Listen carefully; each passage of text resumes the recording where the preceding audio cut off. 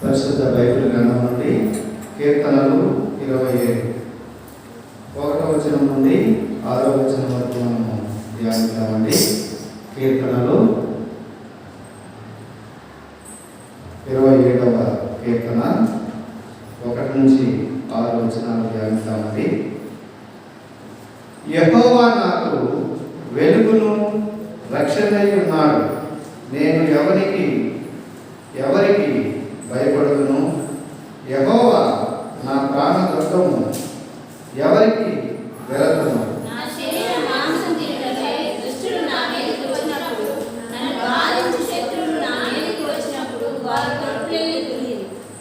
నాతో యుద్ధము చేయుటకు దండు దిగినను, నా హృదయము భయపడదు. నా మీదికి యుద్ధము రేగినను, దీనిలో నేను ధైర్యము విడవకుందును.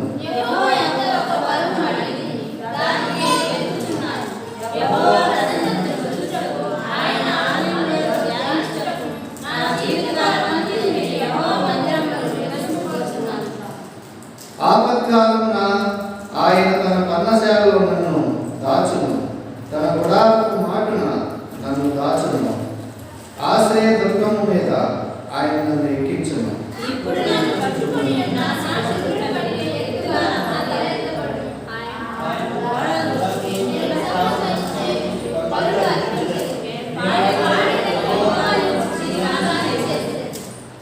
ఇక్కడ మనము ఈ కీర్తనలో చూస్తే దావీదు దేవుణ్ణి ఎంతగానో స్తుతిస్తున్నాడు, దేవుణ్ణి ఎంతగానో మహిమపరుస్తున్నాడు. ఇక్కడ అన్నాడు, యెహోవా నాకు వెలుగును రక్షణై ఉన్నాడు. దేవుని గురించి ఏమని చెబుతున్నాడు? ఆయన నాకు వెలుగు. వెలుగు మనకి దారి చూపిస్తుంది, వెలుగు మనకి ధైర్యాన్ని కలిగిస్తుంది. రక్షణ దేవుని యొక్క బిడ్డలంగా మనం ఆయన కాపుదలలో, అలాగనే ఆయన బిడ్డలము అనే విషయాన్ని మనకి తెలియజేస్తుంది. కాబట్టి ఆయన మనకి వెలుగుగా రక్షణగా ఉన్నప్పుడు మనం ఎలాగో ఆలోచన చేస్తామంటే, నేను ఎవరికి భయపడుతును, నేను ఎవరికి వెరతును. ఈ లోకంలో భయపెట్టేవి, కలవరపరిచేవి చాలా ఉంటాయి. దావీదుకి ఎలాంటి పరిస్థితులు వచ్చాయంటే, నా శరీర మాంసము తినుటకై దుష్టులు నా మీదకి వచ్చినప్పుడు, నన్ను బాధించు శత్రువులు నా మీదకి వచ్చినప్పుడు, వారు తొట్టిల్లి కూలిరి, నాతో యుద్ధము చేయుటకు దండు దిగినను. ఎన్ని రకాల సమస్యలు వచ్చాయి? ఆయన శరీరాన్ని తినే అంతగా శత్రువులు ఉన్నారు. ఒకగా గుంపుగా దండెత్తి ఆయన మీదకి వస్తున్నారు. అలాగనే యుద్ధము రేగిన ఎలాంటి పరిస్థితులు వస్తున్నాయంటే, దుష్టులు ఆయన మాంసం తినేంతగా, శత్రువులు బాధించే విధంగా ఒక పెద్ద సైన్యమే ఆయన మీదకి యుద్ధం చేయటానికి దిగినప్పుడు, అప్పుడు ఆయన ఏమంటున్నాడంటే, నా హృదయము భయపడదు, దీనిలో నేను ధైర్యము ఎడవకుందును. అంటే మనము ప్రభు మీద ఆధారపడ్డాక, రక్షించబడినాక, దేవుడు మనకు తెలిసిన తర్వాత మనము దేవునిలో కొనసాగుతున్నప్పుడు రకరకాల సమస్యలు వస్తాయి, రకరకాల ఇబ్బందులు వస్తాయి, రకరకాల పరిస్థితులు వస్తాయి. వచ్చినప్పుడు మనము కూడా దావీదు లాంటి విశ్వాసం కలిగితే ఏం చెప్పాలి? మనము నేను భయపడను, నా హృదయము భయపడదు, దీనిలో నేను ధైర్యము ఎడవకుందును. పరిస్థితులు ఎలా ఉన్నా సరే మనం ధైర్యంగా ఎందుకు ఉంటామంటే, మనం ఎందుకు భయపడమంటే, మనకి ఆశ్రయ దుర్గం ఉన్నాడు. యెహోవా నా ప్రాణ దుర్గము. దుర్గం అంటే కాపాడే పెద్ద కోట. వెనకట్లో రాజులు ఏం చేసేవాళ్ళంటే పెద్ద కోటలు కట్టుకునేవాళ్ళు. దాంట్లో ఎక్కడ రాజు ఉన్నాడో కూడా తెలియదు, దాంట్లో ఎటువైపు నుంచి ఎటు దారి కూడా తెలియదు. ఇంకా కొంతమందికి రాజకోట నుంచి సొరంగాలు ఉంటాయి. కాబట్టి రాజు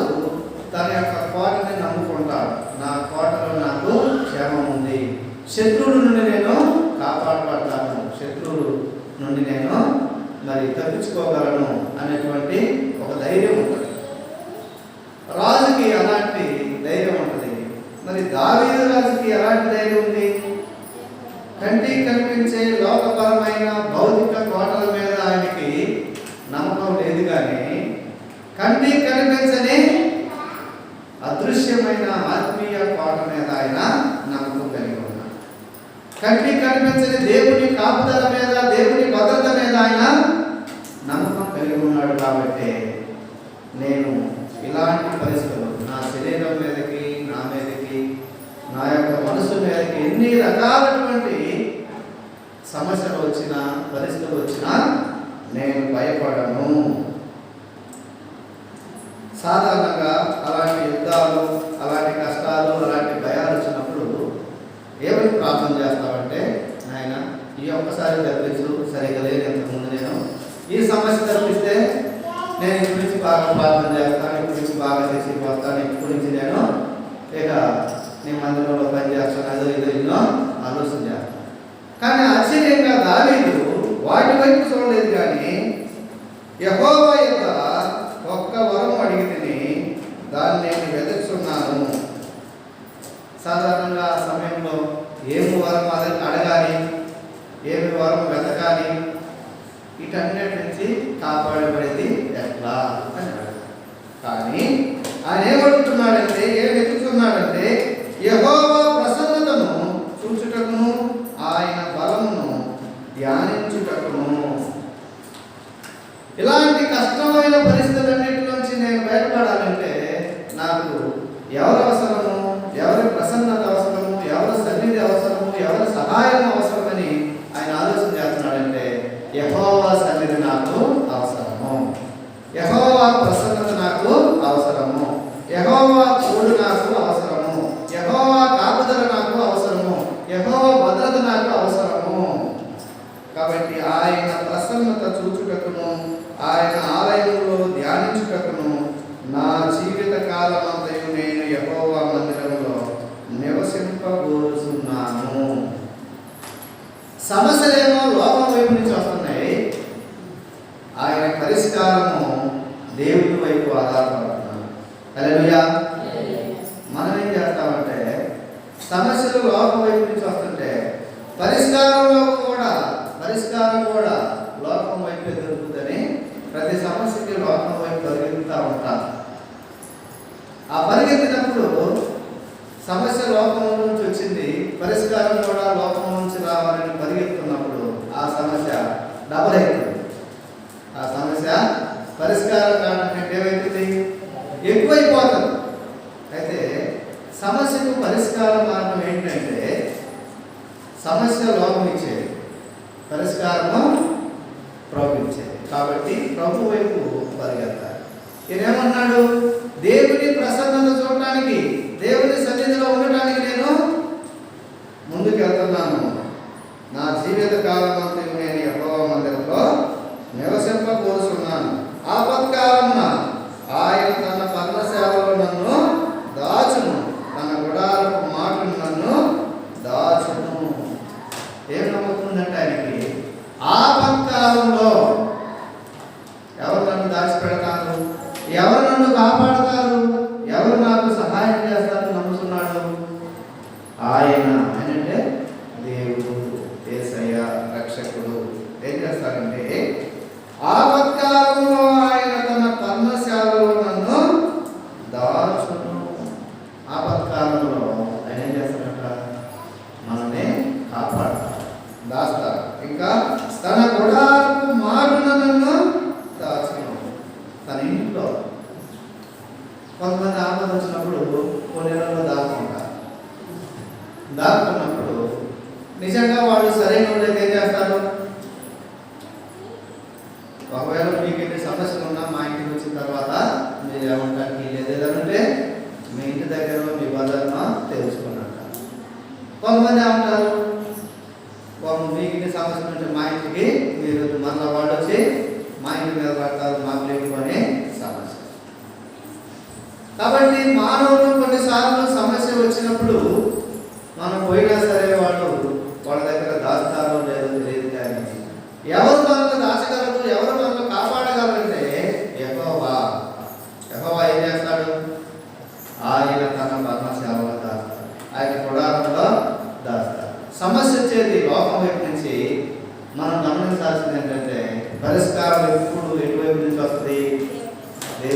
అనుగ్రహించేది. ఆ సంగతి మనకు అర్థమైతే ప్రతి సమస్య మీద, ప్రతి సమస్య విషయంలో ఎవరి మీద ఆధారపడతాము? దేవుని మీద ఆధారపడతాము.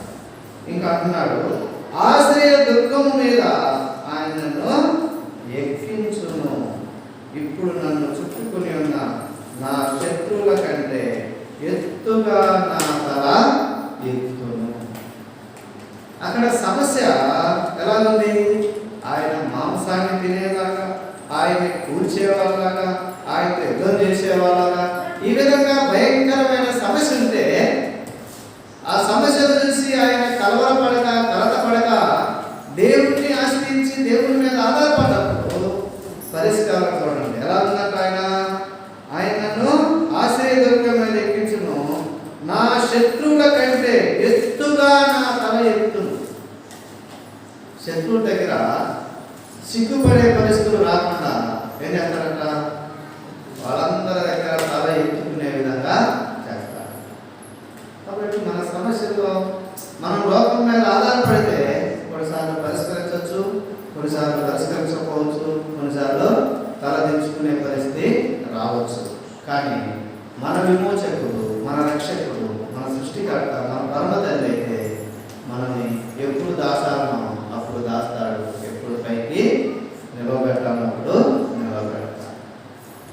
నీతిమంతుడు ఆపద చూసి దాక్కును, మూర్ఖుడు దానికి ఎదురుగా పోయి దానిలో పడ్డాడు. కాబట్టి ఒక్కొక్క ఆపదప్పుడు ఎలా ప్రవర్తించాలనో, ఎప్పుడు దాచాలనో, ఎప్పుడు నిలబెట్టాలనో అప్పుడు అలా చేయగలిగిన వాడు దేవుడు. మనం ఏం చేస్తామంటే ఆపదలప్పుడు దేవుడి సన్నిధిలో దాచుకోవాల్సినప్పుడేమో బయటికి పోతాము, అలాగనే దేవుని సన్నిధిలో నిలబడాలనుకున్నప్పుడేమో దాచుకోవడం. కానీ బయట ఏం చెబుతుందంటే, దేవుని యొక్క సేవకులు, భక్తులు ఏం చెబుతున్నారంటే, ఆపత్కాలంలో మనం ఎలా ఉండాలి, ఎలా ఆయన మీద ఆధారపడాలి, మనం నమ్మిన దేవుడు ఎలాంటి వాడు, మనల్ని ఆయన ఏ విధంగా కాపాడుతాడు, సహాయం చేస్తాడు, ఆయన మీద ఆధారపడితే అక్కడికి ఏం చేస్తున్నాడు? ఆయన మన తల మన శత్రువులందరికంటే పైకి లేపుతాడు. అలాగనే నన్ను చుట్టుకొని ఉన్న నా శత్రువులందరికంటే, ఇప్పుడు నన్ను చుట్టుకొని ఉన్న నా శత్రువుల కంటే, మన శత్రువులు అంటే మనుషులే కాదు, రకరకాల పరిస్థితులు మనం చుట్టుకొని మనం తల దించే విధంగా చేయవచ్చు. కానీ మనం ఆయన మీద ఆధారపడ్డప్పుడు, ఆయన శిలువ చాటును మనము పరిగెత్తినప్పుడు, ఆయన పాదాల సన్నిధిలో మనం ఆయన ఉన్నప్పుడు, ఆయన ప్రసన్నత, ఆయన సన్నిధి మనం అనుభవిస్తున్నప్పుడు ఆయన ఎక్కడి నుంచి అన్నాడు? ఆశ్రయ దుర్గం మీద నన్ను ఎక్కించు. కాబట్టి ఆయన ఇచ్చే దీవెనల మీద, ఆయన ఇచ్చే ఆశీర్వాదాల మీద, ఆయన కాపుదల మీద మనం నిలబడి ఆయన్ని స్తుతిస్తాం. నేను ఈ సమయంలో ఈ పరిస్థితుల్లో ఉన్నానంటే కారణము నా దేవుడని చెప్పగలుగుతాం. తలదించుకునే పరిస్థితులన్నిటి నుంచి తలెత్తుకునే పరిస్థితి తీసుకురాగలిగిన వాడు మన ప్రభు, మన రక్షకుడు.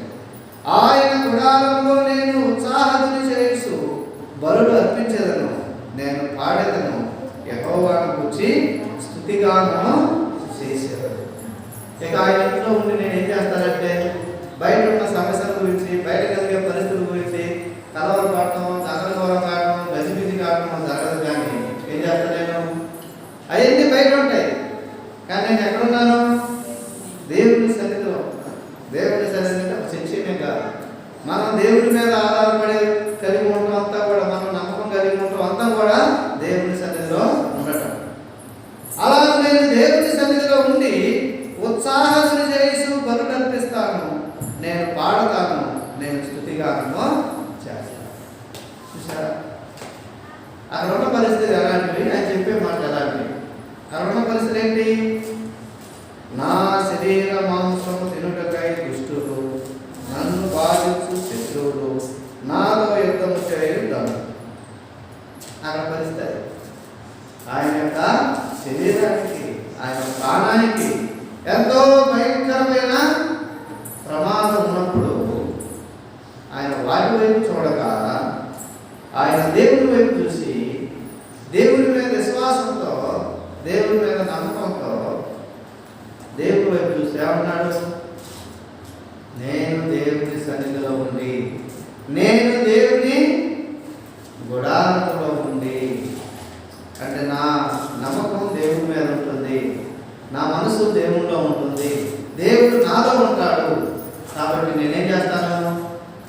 ఉత్సాహం చేసి దేవుణ్ణి స్తుతిస్తూ స్తుతిగానాలు పాడతా. ఏం పాట పాడతా? కన్నీరే కన్నీరే ఒక పాట లేదు. కన్నీరే ఓదార్పు, ఆ కన్నీరే సంతోషం, ఆ కన్నీరే మళ్ళీ బాధని. అదే కన్నీరే, అది అవసరమైనప్పుడు. కానీ నిజంగా దేవుని పేరుతో ఎలా ఉండాలి? స్తుతిగానము చేయాలి.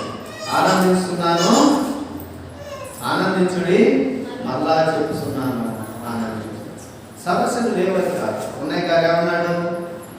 దేని గురించి చింతపడక ప్రతి విషయంలో ప్రార్థన విజ్ఞాపన చేత విన్నపంలో ప్రభువుకు తెలియజేయాలి. సమస్యలు, కష్టాలు, ఇబ్బందులు కలిగిన పరిస్థితులు ఉంటాయి. అవి లేకుండా ఎవరో కూడా ఇక నాకు సమస్య అనేది లేదు అని చెప్పడానికి వీలేదు. అందరికీ రకరకాల సమస్యలు, రకరకాల పరిస్థితులు ఉంటాయి. ఉన్నా కానీ సమస్యలు ఈ లోకానికి సంబంధించింది. అయితే మనం ఈ లోకానికి సంబంధించిన సమస్యల్లో చిక్కుకోకుండా, ఇరుక్కోకుండా మనకు పరిష్కార మార్గం అవుతుంది. ఏంటది? దేవుని మీద ఆధారపడటం, దేవుని మీద నమ్మకం కలిగి ఉండటం, దేవుణ్ణి ఆనందించడం, దేవుణ్ణి స్తుతించడం, దేవుణ్ణి మహిమపరచడం.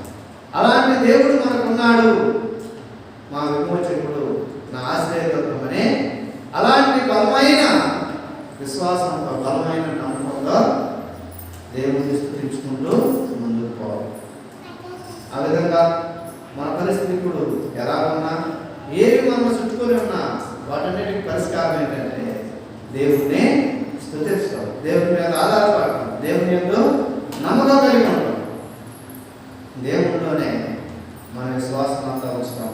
అలాగే మనం దేవుని మీద విశ్వాసం ఉంచి, దేవునిలో నమ్మకం ఉంచి దేవుణ్ణి స్తుతిస్తామంటే పరిస్థితులన్నీ ఆయనే సరిచేస్తాడు. ఆ యొక్క కన్నీటి వాటిని ఏం చేస్తాడైనా నాట్యంగా మార్చగలిగితే. కాబట్టి అలాంటి దేవుని మీద మనం విశ్వాసం ఉంచి అర్థం చేసుకొని ఆయన స్తుతించి మహిమపడదాం. సమయంలో మనము దేవుని ఆరాధిద్దాం.